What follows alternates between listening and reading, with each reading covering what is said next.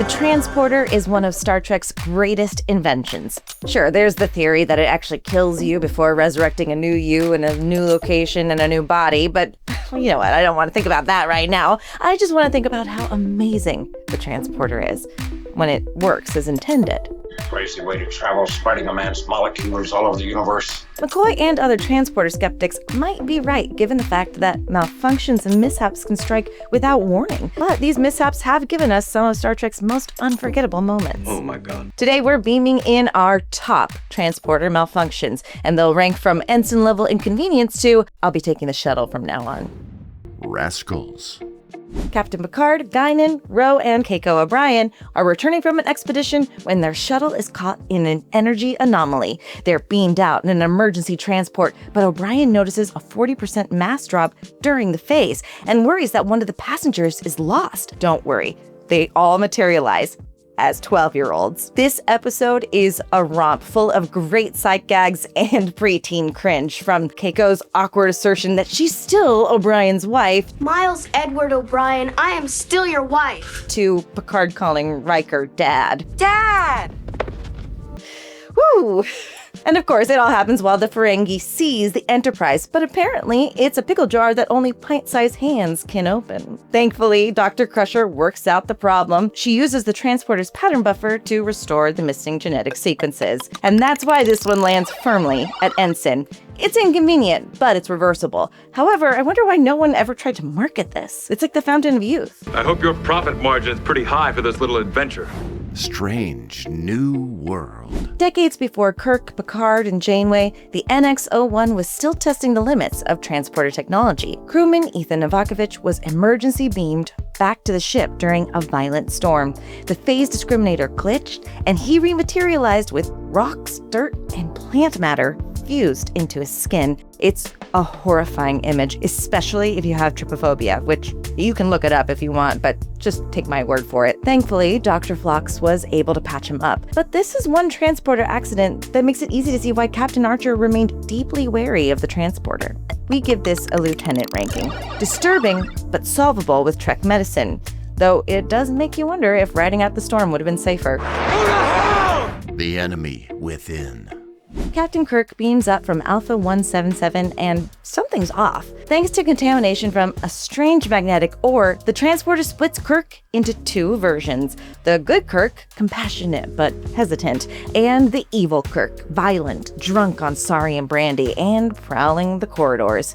One half falters at command, while the other half assaults Yeoman Rand and nearly sabotages the ship.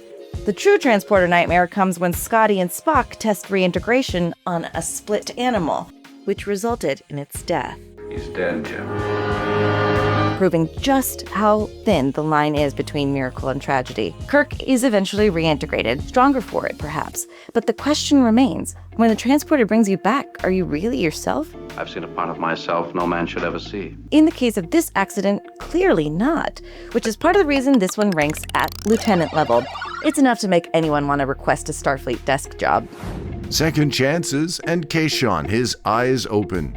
If you ever needed proof that the transporter doesn't just move you, it can multiply you, look no further than Riker and Boimler. On Nervala 4, a distortion field caused a duplicate William T. Riker to be stranded on the planet, while the original beamed safely aboard the Potemkin. Neither Will nor the crew knew it at the time, and 8 years later, the Enterprise D stumbled across a very confused duplicate. To avoid confusion, he took the name Thomas Riker. I actually thought I might go with the name Thomas. Unlike Kirk's good-evil split, both Rikers were identical and fully functional, leading to all the awkwardness you'd expect when Thomas tries to pick up where he left off with Deanna Troi. Fast forward 2 decades and history repeats itself with Ensign Brad Boimler. While beaming out on a mission aboard the Titan, fittingly under Captain Riker, the distortion field tricked the transporter into duplicating our favorite lower decker. The result? 2 Boimlers, one who stayed behind with Riker on the Titan, and the other who returned to the Cerritos. Thanks to the precedent set by the 2 Rikers, this accident was at least understandable, but no less unsettling. Unlike some transporter accidents, no one dies here. And sure, having a double could come in handy, but it's a double-edged sword.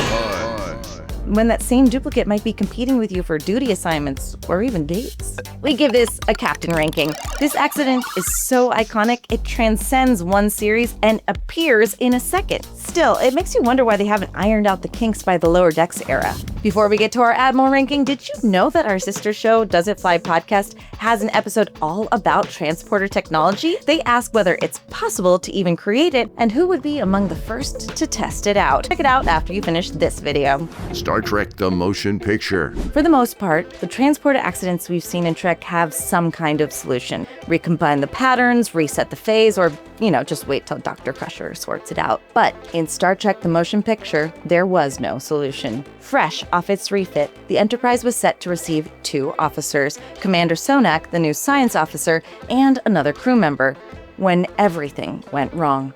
Malfunction alarms blared, and despite Scotty and Kirk's every effort, the transport couldn't be aborted. Midstream, the officers' patterns degraded, and we catch a glimpse of Cronenberg-esque forms twisting into existence before the ground crew managed to pull them back to Earth, but not before we hear what is a haunting scream. What should have been a routine beam-up became a nightmare, vindicating every fear anyone might have had about the transporter system. This is an Admiral ranking. Kirk says it all here. Oh my God. And if I saw that, I'd probably quit. There are countless risks that a Starfleet officer signs up for, but who would have thought one of the biggest dangers could come from the transporter itself? And we know there are so many accidents we could talk about, so I guess we just have to make a part 2.